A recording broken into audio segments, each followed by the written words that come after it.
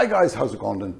In today's video, we're going to examine the announcement yesterday by Rishi Sunak that a new deal signed with India will pave the way for further joint agreements that will inevitably end up with free trade agreements between the UK and India. Right? Now, before that, however, I need to correct something I said yesterday. I told you guys that we received a lot of traffic from social media sites, and this is true, though the amount of traffic we got from social media sites paled into insignificance when compared to the traffic we got from WhatsApp. So it seems to me at least that when you guys shared this video, the previous video on WhatsApp, it brought in a lot of views and we got the message out there to people who wouldn't otherwise have seen it. So please do the same thing again after the like and the bell and all that stuff. But meanwhile, let's go.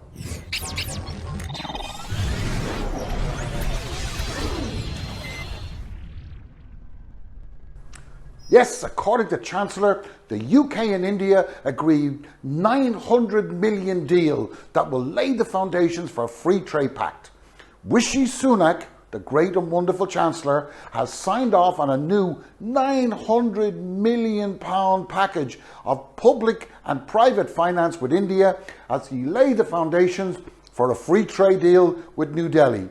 Now, laid the foundations for a free trade deal with New Delhi, okay? The Chancellor, went so far as to hold talks with his counterpart on how to tackle climate change, how to boost investment at the 11th Economic and Finance Dialogue, they call it the EFD, that takes place between the UK and India. Now, I don't know about you, but I have never heard of the Chancellor of the Exchequer in an official capacity discuss climate change. Now, I always thought that was the job of the Environment Minister, or maybe even the Minister for Foreign Affairs, but certainly not the Chancellor of the Exchequer. So my alarm bells started to go off because I felt this was just too easy a subject to waffle on about when at a press briefing, you know, with the questions, okay? So I read on, I examined, and I researched, and I carefully took notes about exactly what was being said. The package worth 900 million quid in public and private investment in those green projects and renewable energy, we are told, will lead to discussing the strengthening relations between the two countries. Well, Sunak actually said the agreement was an important step to boost our relationship and deliver for both our countries. And both ministers agreed that it would be ambitious and we will consider services in the upcoming UK-India trade negotiations. Now, then of course came the head spinner, and it went like this. Both countries recognise the importance of services to their respective economies, accounting for, are you ready? 71% of UK GDP and 54% of Indian GDP. We agreed to be ambitious when considering services in the forthcoming FTA negotiations. Now, there's a revelation. That's a hell of a story that has remained hidden from British voters. The services industry accounts for 71% of the UK's GDP, and the services industry was completely abandoned in the free trade agreement with the EU, and it even managed to overlook the importance of the Lugano Convention, which we covered in 2 previous videos. Okay, the link should be above my head here somewhere. Now, this agreement was supposed to lend merit and weight to the COVID-stricken meeting between Modi and Johnson earlier in the year. The roadmap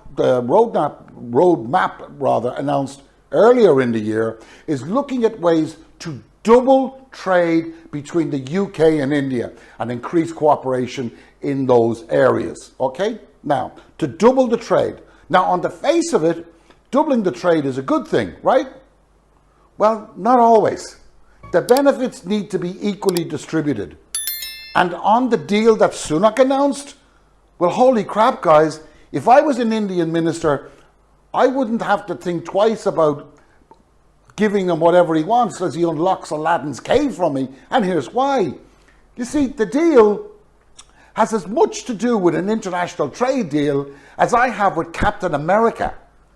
But I'll get to that in a minute. According to official figures by the ONS, The UK trade figures with India is 18 billion. 18 billion. But that's trade. We'll come to it. The UK Brexit numpties have already announced that this will lead to the doubling of that figure over the coming years. And you know what? They just might do that. But let's put it into perspective.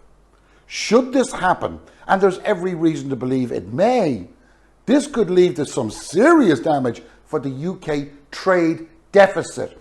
The graphs you're seeing on your screen right now are exports to and from the UK, to India, Germany, France, Italy. Okay?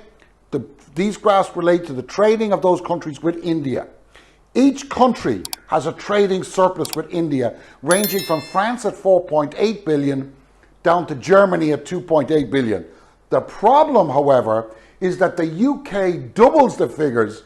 If they double them as they stand right now, this will mean the UK will have a trading deficit of 9 billion, double the 4.5 billion it stood at in 2019. Now, what this obviously also tells us is that any deal with India has sod all to do with Brexit developments and more to do with Brexit smudging of reality. To further cement this argument, the great deal that Sunak did with India is not a trade deal at all. It has nothing to do with the trade of even a paperclip. What Sunak has decided is to invest British taxpayers' money in renewable energy in India. Now, if Sunak hands me $1 billion, I will also tell the British press whatever they want to hear, which, by the way, explains why neither George Eustace nor Liz Truss were anywhere near this so-called deal. Okay? The problem with this strategy, however, for Sunak is that the Indian press do not give a toss about Brexit. They don't give a toss about it, and they just want to know exactly what's going on. And the report was in the Hindu Times, which, by the way, is not as biased towards Modi as people may believe, okay? The Finance Minister, Nirmala Sitharaman, and the UK Chancellor, Rishi Sunak, met virtually for the annual summit, and signed off on the deal, okay? And it was a public, private, blah, blah, blah, blah, blah, all the same stuff. But the investment in green projects and renewable energy was made to boost India's green growth ambitions, okay? So the first thing we learn is that this was an annual meeting, not a special meeting. The second thing we learn is that we have just invested in renewable energy.